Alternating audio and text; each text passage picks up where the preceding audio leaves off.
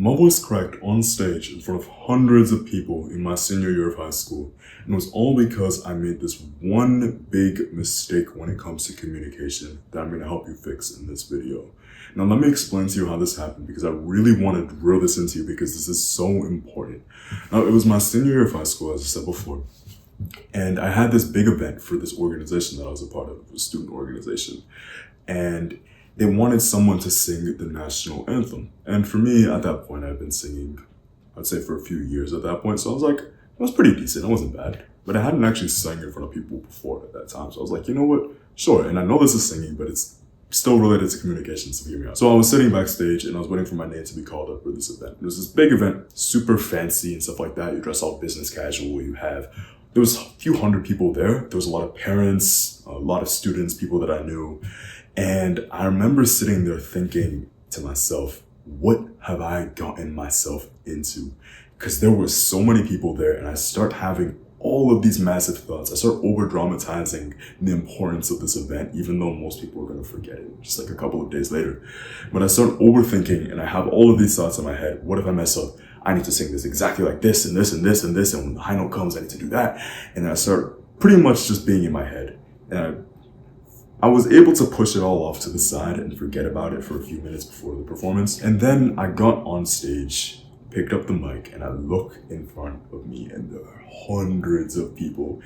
All of the overthinking comes back. And I remember seeing this one parent, this one random dad sitting at the front and he's just staring me down like, I can't wait to hear this guy. So every single overthinking thought comes in my head.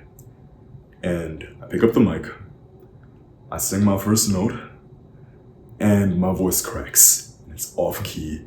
And that just completely sets the tone for the rest of the whole performance. I'll say it wasn't my best, to be honest. I had so many other times in the past where I'd sang it perfectly fine, but right there, I had messed it up. And I was so embarrassed, but I learned so much from that one experience because I had plenty of other performances afterwards where I did 1,000 times better than I did there. And I remember looking back and I was like, what was the difference between the times where I performed way better and way more confidently compared to that one specific time?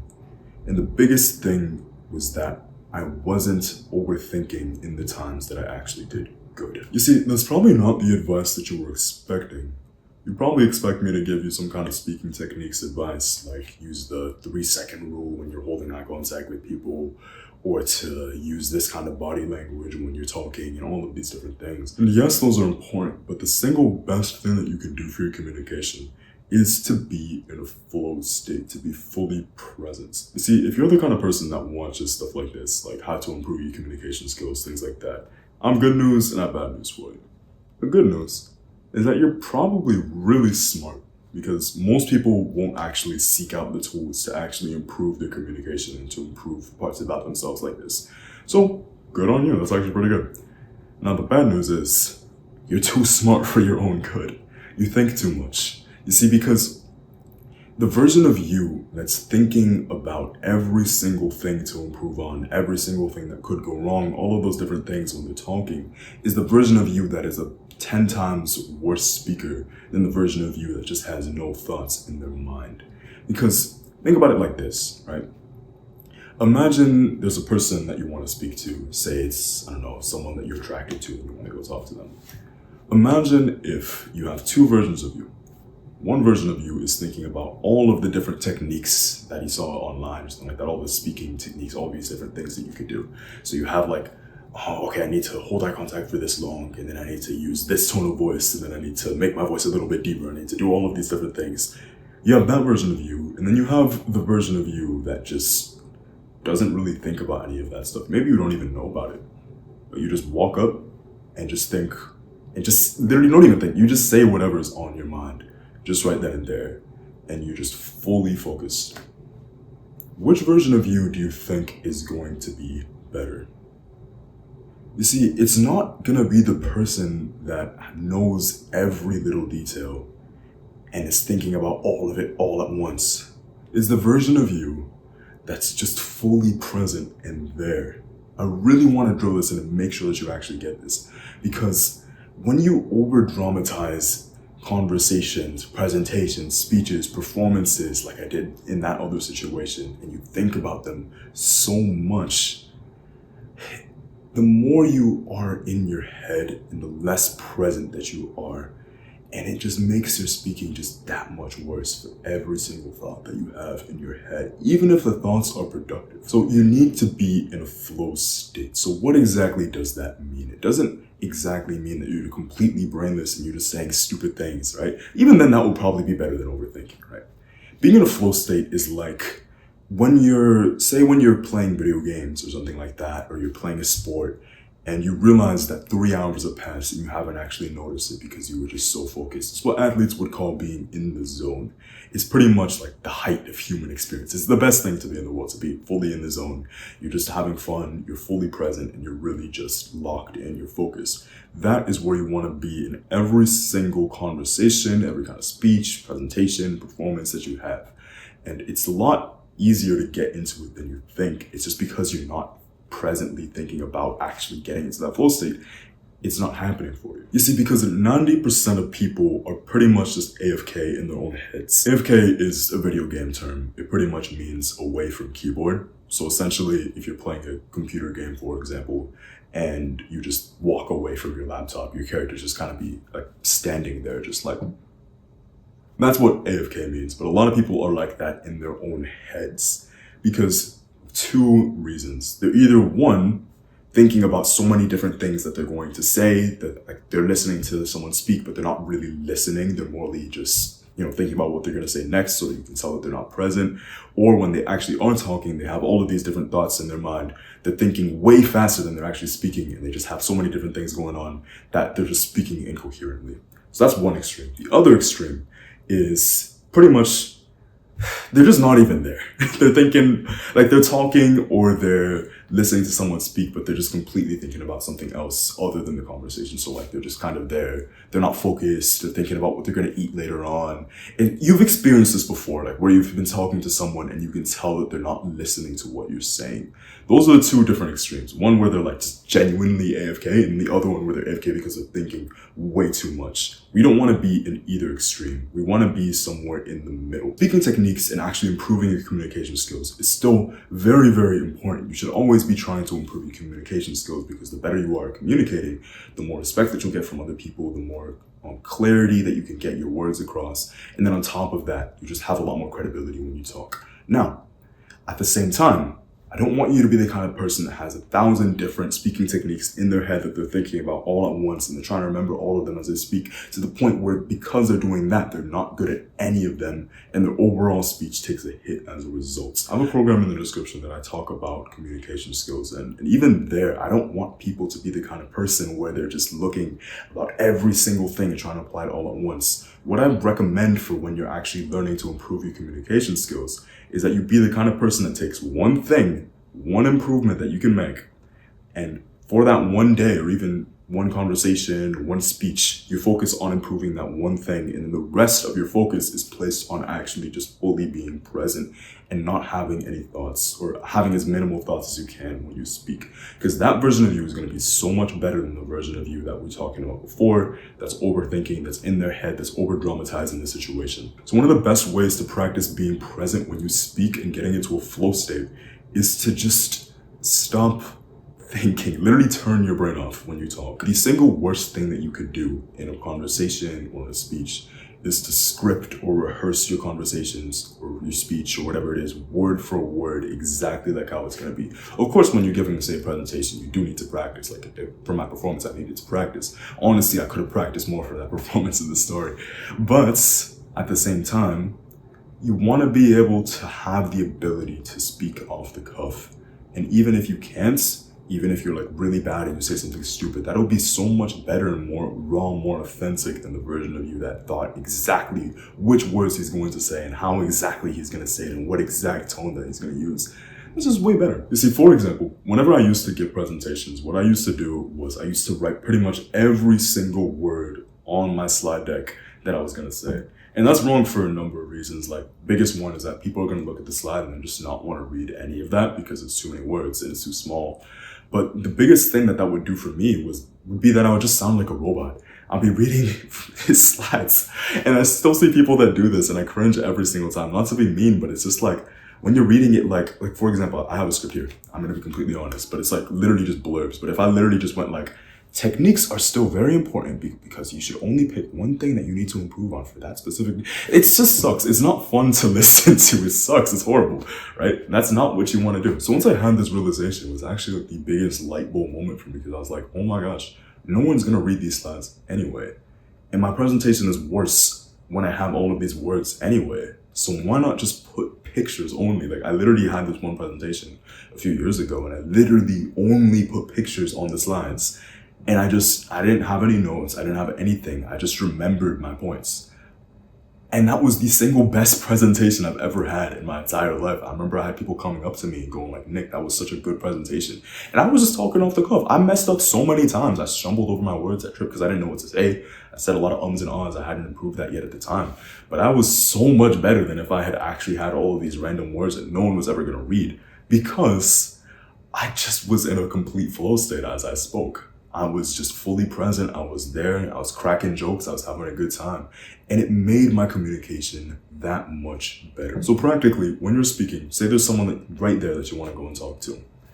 Don't think in your head, okay, I'm going to ask them this thing. Literally just command your legs, go walk up to them and go like, hey, and then think of something to say right there. It's scary. It can feel weird at first, but it'll be 10 times better of a conversation than you would have before. And then when you're actually talking to that person, try and get rid of as many thoughts as you can in your mind and just focus on what they're saying and then literally just say whatever comes to mind. And it's okay to take a pause. It's okay, like, if they finish speaking and you were just so locked in, focused on what they were saying that you're like, oh wow, I literally don't have anything to say. You can take a second. You're allowed to do that. You can literally just pause and think. Like, so for example, someone's talking to me and they go like, oh yeah, so, and that's why my dog threw up the other morning. And you're just so locked in on the story and you're like, oh wow, that's actually crazy that happened, seriously. And then you actually can start thinking about what to say. It's completely fine to take a pause and to do that. So many people are afraid of silence when speaking. Don't be afraid of it. Literally just be focused when you're talking on what the person is saying and be focused on the overall present moment. So that was one quick fix that you can do to improve your ability to get into a flow state when you talk. Now, one of the best things that you can do to improve your ability to actually get into that flow state in general, and then on top of that, stay in it, is to improve your focus. Now, how exactly can you do that? So one of the best things that you can do is to cut back on short form content. Ideally, you cut it out completely. So you just delete TikTok, delete Instagram. But of course, that's not that easy for a lot of people.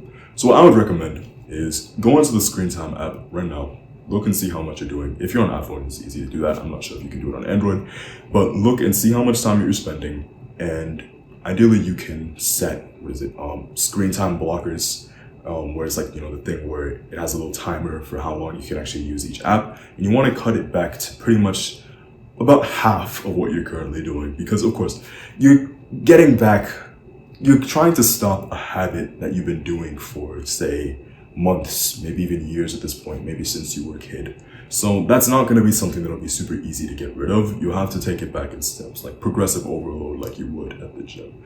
Another thing that I would recommend doing is, what I like to do is I have my phone on grayscale, but not on all the time. So what I do is I go, again, I don't know how you do this on Android, I'm sorry, but I go onto the accessibility settings on my iPhone.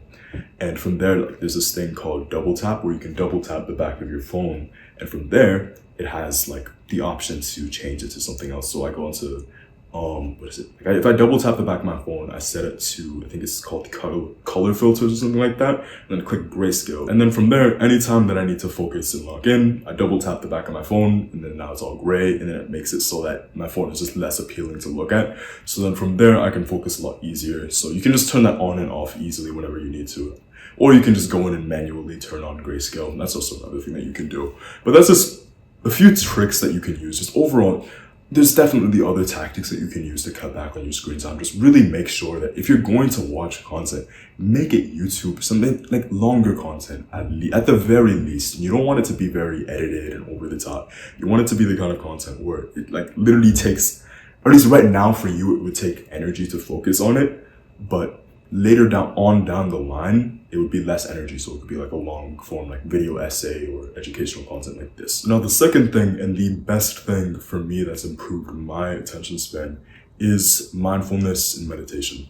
Now, so many people swear by this online and go like, oh, like meditation will change your life and make you a millionaire, and all those different things. And I mean, it's fine. It's good. It works. It helps. And I would say the biggest thing for me is that it just helped me to improve my attention span and focus. It didn't do anything crazy. I'm not a millionaire right now, but like it did help, I would say. So essentially, meditation and mindfulness, how do you actually do it? Because for a lot of people, it can sound like some like, woo-woo kind of stuff, like over the top.